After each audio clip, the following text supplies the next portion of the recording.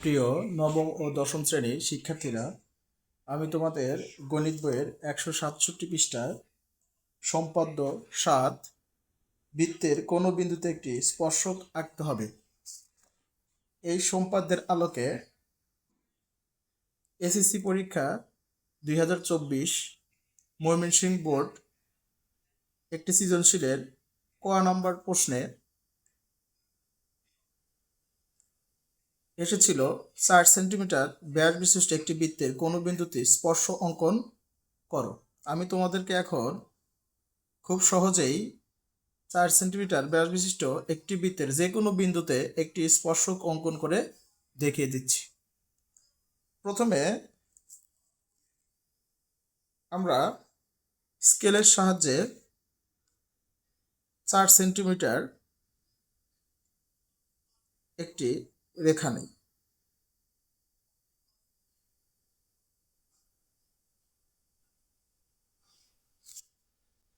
মনে করি এ, যার দৈর্ঘ্য 4 সেন্টিমিটার। এরপর কম্পাসের সাহায্যে এই 4 সেন্টিমিটার ব্যাস নিয়ে এরকম একটি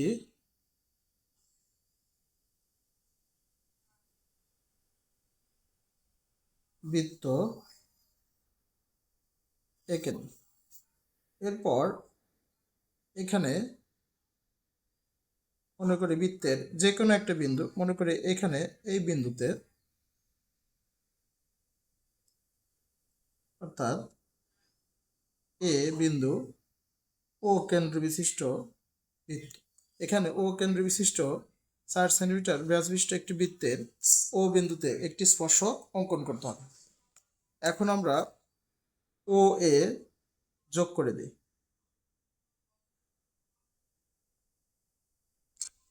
এরপর এ ও এ থেকে একটা দূরত্ব এরকম এরকম একটা দূরত্ব নিয়ে এখানে একটা লম্ব অঙ্কন করব। এরপর একই দূরত্ব নিয়ে এখান থেকে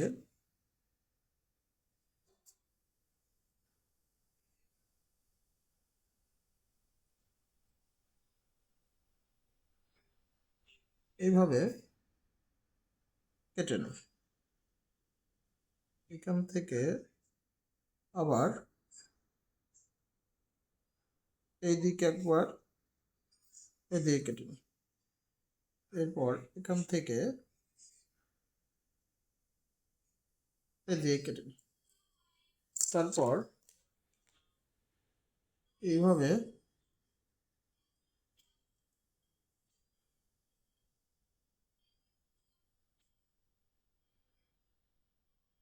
যোগ করে দিই।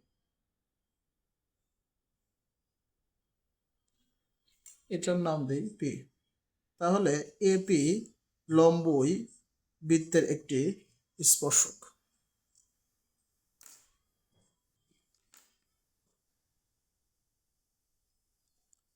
অঙ্কনের বিবরণে আমরা যেভাবে স্পর্শকটা অঙ্কন করলাম সে কথাগুলো লিখে দিতে হবে। মনে করি ও কেন্দ্র বিশিষ্ট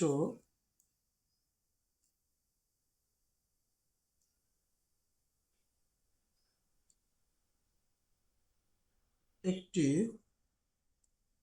বৃত্ত যাহার ব্যাসের দৈর্ঘ্য 60 সেন্টিমিটার। এখানে কিন্তু দৈর্ঘ্য যে কোনো মান হতে পারে। প্রশ্নে যে মান দেওয়া থাকবে আমরা সেই হিসাবে একে অঙ্কনের বিবরণ লিখব। 4 সেন্টিমিটার এ একটি যে কোনো বিন্দু, এ বিন্দুতে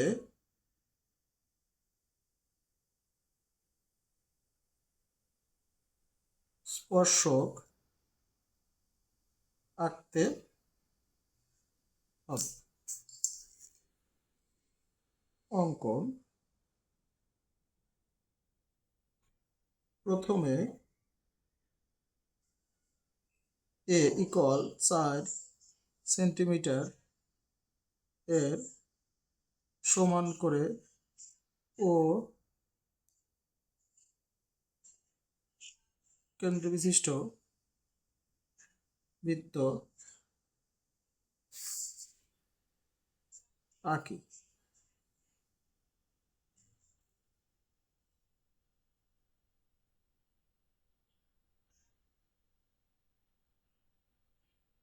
ও এ যোগ করি।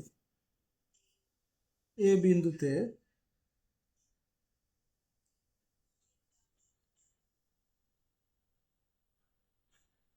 এপি লম্ব আঁকি। তাহলে এপি